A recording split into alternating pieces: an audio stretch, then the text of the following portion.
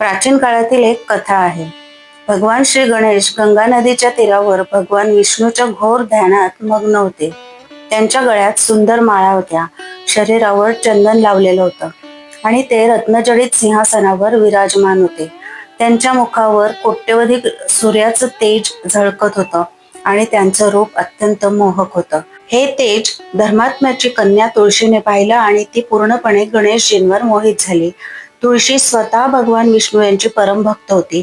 तिला वाटलं की हे दर्शन हरीच्या इच्छेनेच झालं आहे. तिने गणेशजींसमोर विवाहाची इच्छा व्यक्त केली. भगवान गणेश म्हणाले की ते ब्रह्मचर्याचं पालन करत आहेत आणि सध्या विवाहाचा विचार करू शकत नाही. विवाहामुळे त्यांच्या ध्यान आणि तपात अडथळा येऊ शकतो. अशा प्रकारे त्यांनी तुळशीचा प्रस्ताव स्पष्टपणे नाकारला. धर्मकन्या तुळशीला हे सहन झालं नाही आणि रागाच्या भरात तिने उमापुत्र गजाननाला श्राप दिला की त्यांच्या इच्छेविरुद्ध त्यांचा विवाह होईल. हे ऐकून गणेशजीही शांत बसले नाहीत. त्यांनीही प्रत्युत्तरात तुळशीला श्राप दिला की तिचा विवाह एका दैत्याशी होईल. हे ऐकून तुळशीला अत्यंत दुःख झालं आणि तिने गणेशजींची क्षमा मागितली. दयाळू गणेशजींनी आपला श्राप परत घेतला नाही, पण तुळशीला एक महान वरदान दिलं. दैत्याशी विवाह झाल्यानंतरही तू भगवान विष्णू यांची प्रिय राहशील आणि पवित्र वनस्पती म्हणून पूजली जाशील.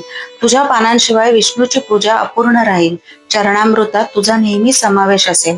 मृत्यू समयी जर कोणी तुझं पान तोंडात ठेवलं तर त्याला वैकुंठ लोक प्राप्त होईल.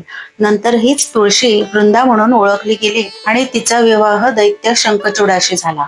भगवान विष्णू यांनी वृंदेचे पतिव्रत धर्म खंडित करून भगवान शिव यांच्या हातून शंखचूडाचा वध करवला. त्यानंतर वृंदेने विष्णूंना काळ्या दगडाच्या शालिग्राम रूपात राहण्याचा श्राप दिला. म्हणूनच गणेश पूजेत तुलसीपत्र अर्पण करत नाहीत. विघ्नहर्ता, मंगलकर्ता, सर्व क्लेशांचा नाश करणारा सर्वप्रथम स्मरण करावे गौरीपुत्र गणेश. गणपती आणि तुळशीची ही रहस्य कथा तुम्हाला माहित होती का? प्लीज मला कमेंट करून सांगा आणि व्हिडिओला लाईक, शेअर आणि सबस्क्राईब करायला विसरू नका. थँक्यू.